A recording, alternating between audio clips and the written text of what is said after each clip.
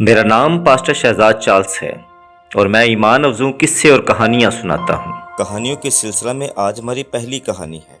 आज की हमारी कहानी का उन्वान है, आपकी छतरी कहाँ है। क्या आप खुश्क साली में अपनी छतरी उठाएंगे जबकि बारिश एक अरसा से हुई ही ना हो और खुश्क साली तवील मुद्दत से बरा जमा हो। एक गांव में किसान बड़ी परेशानी में मुब्तला थे कि आखिर क्या किया जाए, क्योंकि एक तवील अरसा से इनकी ज़मीन पर बारिश का एक कतरा भी नहीं गिरा था। बारिश इनकी फसलों को सेहतमंद रखने और इनकी खुराक के लिए नहायत अहम थी। गुज़रते वक्त के साथ मसला मज़ीद गंभीर होता गया। ऐसे में एक मकामी पादरी ने खुदा से बारिश की दरख्वास्त करने के लिए एक दुआया मीटिंग बुलाई। गांव के लोग बारिश की खातिर दुआ करने के लिए गिरजा घर में पहुंचे, जहां पादरी इनके जमा होने का मुंतज़र था। जब वो बाज़ाब्ता तौर पर मीटिंग शुरू करने के लिए चर्च के मंबर पर चला गया तो इसने देखा कि ज़्यादातर लोग आपस में गपशप कर रहे हैं और दोस्तों के साथ मिल रहे हैं।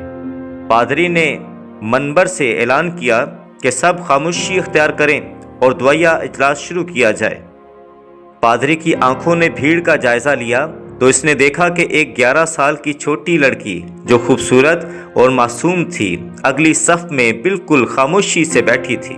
इसका चेहरा जोश से दमक रहा था और इसके आगे खुली और इस्तेमाल के लिए तैयार एक बहुत रंगीन और इंतहाई बड़ी छतरी थी, जो हकीकत में इससे बहुत बड़ी थी।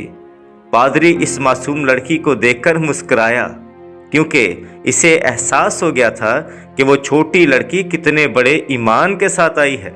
जमायत में सब बारिश के लिए दुआ करने के लिए तो आए थे, मगर छतरी कोई नहीं लाया था। लेकिन ये छोटी लड़की मुकम्मल ईमान के साथ आई थी कि खुदा आज जरूर दुआ सुनेगा, आज जरूर बारिश होगी। इस ईमान के तहत वो लड़की अपनी छतरी अपने साथ लाई थी। मेरे अजीजों, बामुताबिक मरकज़ की अंजील पाक यीशु मसीह ने हमें यही सिखाया है कि इसलिए मैं तुमसे सच कहता हूँ कि जो कुछ तुम दुआ में मांगते हो, यकीन करो कि तुमको मिल गया तो वो तुमको मिल जाएगा। मरकज़ की अंजील 11 बाब 24 आयत। अगर कहानियों का ये सिलसिला पसंद आया हो तो चैनल को लाइक कीजिए, सब्सक्राइब कीजिए और दोस्तों के साथ शेयर करना मत भूलें। चैनल का नाम है pastor Shahzad Charles Bible institute.